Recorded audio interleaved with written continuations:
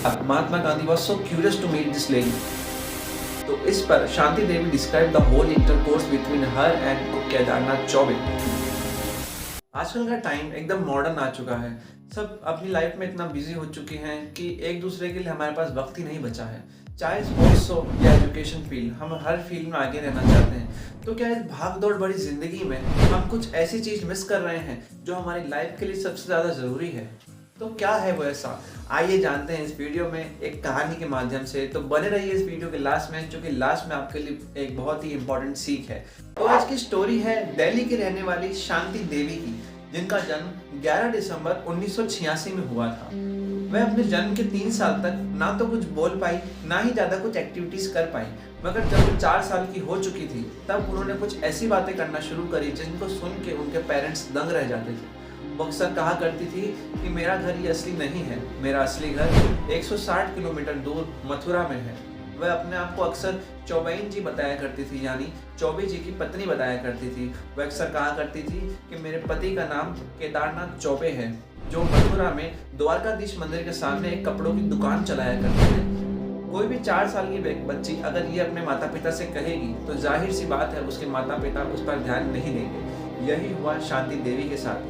मगर वह अक्सर ये कुछ ना कुछ अपने पास्ट लाइफ के बारे में बताया करती थी। कभी उनके पेरेंट्स उनके साथ खाना खाते थे तो वह मथुरा के खाना खाने के बारे में बताती थी।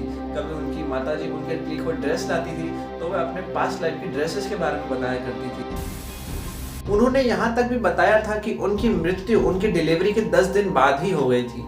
उन्होंने अपने पास्ट लाइफ के पति के कुछ फीचर्स भी बताए थे, जैसे कि वो उनका कलर फेयर था, उनके लेफ्ट गाल पर एक मार्क था और वो चश्मा पहनते थे। उनकी दुकान जो है वो द्वारकाधीश मंदिर के ठीक सामने थी। ये सब सुन के उनके पेरेंट्स काफी चिंता में आ गए थे कि एक 4 साल की बच्ची भला इतना सब कुछ कैसे बता रही है, क्योंकि एक 4 साल की बच्ची इतना कुछ इमेजिन नहीं कर सकती, तो भी इतना एक्यूरेटली नहीं बता सकती। ऐसे करते करते 2 साल हो चुके थे।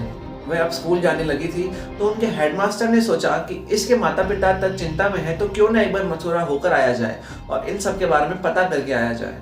तो उसके हेडमास्टर मथुरा के लिए रवाना होते हैं और वहाँ शॉकिंग बात यह है कि ठीक द्वारकाधीश मंदिर के सामने एक कपड़ों की दुकान में एक व्यापारी ठीक वैसे ही फीचर्स वाला पाया गया जैसा कि शांति देवी ने बताया था। उस हेडमास्टर ने उस व्यापारी से बात करी और बोला कि आप शांति देवी से मिलिए।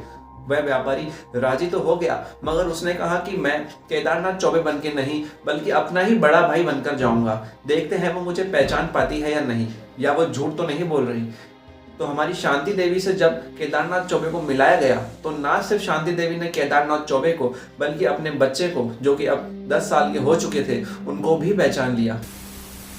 इसके बाद केदारनाथ चौबे और शांति देवी की बातचीत शुरू हुई। इस पर शांति देवी ने बताया कि उनकी क्या क्या सर्जरीज हुई थी, क्या क्या उनको मेडिकल ट्रीटमेंट मिला था जब उनकी डेथ हो रही थी। ये सुन के सब दंग रह गए कि एक भला 6 साल की बच्ची कैसे ये सब बता रही है कि उसके क्या क्या सर्जरी हुई है। तो इस पर केदारनाथ चौबे ने सोचा कि क्यों ना शांति देवी से अकेले में कुछ बात की जाए। उन्होंने शांति देवी से अकेले में मिलने को कहा।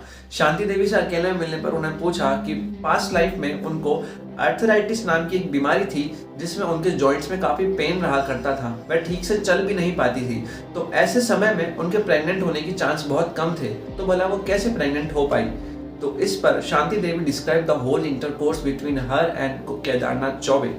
यह सुन के Kedarnath Chaubey was shocked and he was sure कि शांति देवी ही, जो केदारनाथ चौबे की पहले वाली वाइफ थी जिनका नाम था लुगड़ी देवी, शांति देवी ही लुगड़ी देवी हैं। अब दोनों फैमिलीज के बीच ये कंफर्म हो चुका था कि शांति देवी ही लुगड़ी देवी का रीइंकारनेशन है, मतलब पुनर्जन्म है। तो ये बात मथुरा में आउट होने लगी और धीरे धीरे ये आग की तरफ फैलने लगी। सारे रिसर्चर्स और रिपोर्टर्स इसको कवर करना चाहते थे। ये समय था 1930s का, तो धीरे धीरे करके ये बात महात्मा गांधी के कानों तक भी पहुंच गई। महात्मा गांधी के कानों तक बात पहुंचने के बाद Mahatma Gandhi was so curious to meet this lady. उन्होंने एक 15 मेंबर्स की कमेटी बनाई जो कि ये प्रूव कर सके कि ये रीइंकारनेशन स्टोरी एकदम सच है। तो वो 15 मेंबर्स की कमेटी शांति देवी को लेकर मथुरा पहुंचे और उनके स्टेशन से उतरते ही शांति देवी ने एक व्यक्ति को पहचान लिया और बोले कि ये मेरे जेठ जी हैं, और सच में वह व्यक्ति केदारनाथ चौबे के बड़े भाई ही थे। यहाँ तक उन्होंने आगे चल के टांगे वाले को अपनी खुद की मेमोरी से अपने पुराने वाले घर तक पहुंचाया और हर एक जगह को बताया कि ये चीज़ नई बनी है और ये चीज़ पुरानी है। और यू नो व्हाट, वो सारी चीज़ें सही बताई उन्होंने। अपने पुराने घर पहुंचने के बाद भीड़ में से एक व्यक्ति के शांति देवी पैर छूती हैं। वह बूढ़ा व्यक्ति और कोई नहीं, केदारनाथ चौबे के पिताजी यानी शांति देवी के ससुर जी होते हैं। उनका टेस्ट लेने के लिए वो बूढ़ा व्यक्ति उनसे पूछता है कि जाजरू कहाँ है, and she directly point out his finger on the washroom. उसके बाद उन्होंने एक सवाल और पूछा कि कटोरे का मतलब क्या होता है। तो उन्होंने बताया कि कटोरा is a kind of paratha. तो ये कोई नॉर्मल बात नहीं है, ये दो वर्ड्स ऐसे हैं जो मथुरा के चौबेस फैमिली में ही यूज किए जाते हैं। तो भला एक छोटी सी बच्ची जिनकी फैमिली को चौबेस से कोई नाता ही नहीं, भला ये सब कैसे जानती थी। यहाँ तक कि उन्होंने उस कमेटी मेंबर्स को, जो 15 मेंबर्स की कमेटी थी, उनको सेकंड फ्लोर पे ले जाया और उनसे कहा कि मैंने इस पॉइंट पर, उन्होंने एक पॉइंट बताया उस घर में, इस पॉइंट पर मैंने कुछ पैसे रखे थे। वहाँ एक फ्लावर पॉट तो था मगर उस फ्लावर पॉट के अंदर पैसे नहीं थे। लेटर ऑन जाके पता लगता है कि जो केदारनाथ चौबे थे उन्होंने वहाँ से लुगड़ी देवी की डेथ के बाद पैसे निकाल लिए थे। ये सारे शॉकिंग फैक्ट्स देखने के बाद जो कमेटी मेंबर्स थे उन्होंने ये कंक्लूड कर दिया कि शांति देवी ही लुगड़ी देवी का री-इनकार्नेशन है। बहुत सारे रिसर्चर्स और रिपोर्टर्स ने इसको एक्सेप्ट किया कि ये केस एकदम 100% सच है। और ऐसे ही एक प्रोफेसर थे जिनका नाम था डॉक्टर इयान स्टीवेंसन, जो कि ऑथोराइज्ड पोजीशन पर थे री-इनकार्नेशन स्टडी में। आप उनके बारे में पढ़ भी सकते हैं, उन्होंने काफ़ी सारी पब्लिश करी है न्यूज़ और काफ़ी सारी उनकी बुक्स भी हैं। वो एक ऑथोराइज्ड पर्सन थे री-इनकार्नेशन स्टडीज़ के ऊपर। उन्होंने भी इस केस को एक्सेप्ट किया कि ये 100% ट्रू केस है, क्योंकि इतने अच्छे प्रूफ, इतने एग्जैक्ट प्रूफ, इतना एक्यूरेट प्रूफ हमें और कभी भी नहीं मिले थे। हम हमारी लाइफ के सपनों को पूरा करने में इस कदर खो जाते हैं कि हम लाइफ की रियलिटी को नहीं देख पाते।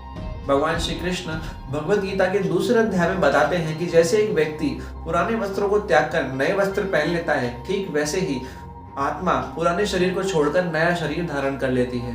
तो आपके मन में ये सवाल आ सकता है कि क्या कोई ऐसा तरीका नहीं कि हम बार बार जन्म लेने, बार बार मरने से बच सकें? क्या ये जरूरी है कि हमें बार बार जन्म लेना ही पड़ेगा?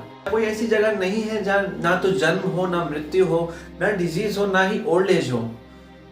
भगवद गीता में भगवान श्री कृष्ण ये भी बताते हैं कि जो ब्रह्मा है, जिन्होंने ये पूरा यूनिवर्स बनाया है, उनकी भी उम्र भगवान श्री कृष्ण ने भगवद गीता के अंदर बताई है। और उस उम्र के बाद ब्रह्मा जी की भी मृत्यु होती है। तो इसका मतलब ये है कि ब्रह्मा जी का भी जन्म होता है, ब्रह्मा जी की भी मृत्यु होती है। मगर उससे भी ऊपर एक जगह है जहाँ ऐसा पॉसिबल है। वहाँ ना बर्थ है, ना डेथ है, ना ओल्ड एज, ना ही डिजीज। और वो है भगवान श्री कृष्ण का धाम गोलोक वृंदावन। और वहाँ पहुँचने का वे बहुत ही सिंपल है, बहुत ही इजीली इस एज में, जो ये कलयुग का एज चल रहा है, बहुत इजीली हम वहाँ पहुँच सकते हैं। इजी वे क्या है? उसके लिए आपको Bhagavad Gita as it is पढ़। और मान लीजिए किसी व्यक्ति ने एक सॉन्ग लिखा, मान लीजिए कोई व्यक्ति है, उसने एक रोमांटिक सॉन्ग लिखा, तो भला हम वो सॉन्ग कैसे समझ सकेंगे? वह हम तभी समझ सकेंगे जब हमारे अंदर वो रोमांस की फीलिंग होगी, तभी हम उस सॉन्ग को डीपली समझ सकेंगे। तो ऐसे ही भगवद गीता मतलब भगवान के द्वारा गाया हुआ गीत, ये वही समझा सकता है जो भगवान की फीलिंग समझता हो। और ऐसे ही शुद्ध भक्त थे श्रीला प्रभुपाद, जिन्होंने 70 साल की उम्र में बाहर अमेरिका में जाके भगवान के नाम का प्रचार किया और पूरे विश्व को कृष्ण भक्ति से जोड़ा। तो श्रीला प्रभुपाद जी ने एक भगवद गीता लिखी जिसका नाम है Bhagavad Gita as it is. Prabhupada ji ने उस भगवद गीता का ट्रांसलेशन करा है। तो मेरी आप सबसे विनती है कि भगवद गीता ऑथोराइज पढ़ें, क्योंकि अगर आप अनऑथोराइज भगवद गीता पढ़ेंगे, किसी की भी टीका अगर आप भगवद गीता पढ़ेंगे, तो हो सकता है कि आपकी जिंदगी में चेंज ना आए, आप भगवान को ना समझ पाए। इसलिए डिस्क्रिप्शन बॉक्स में जाइए और भगवद गीता परचेज कीजिए। हरे कृष्णा।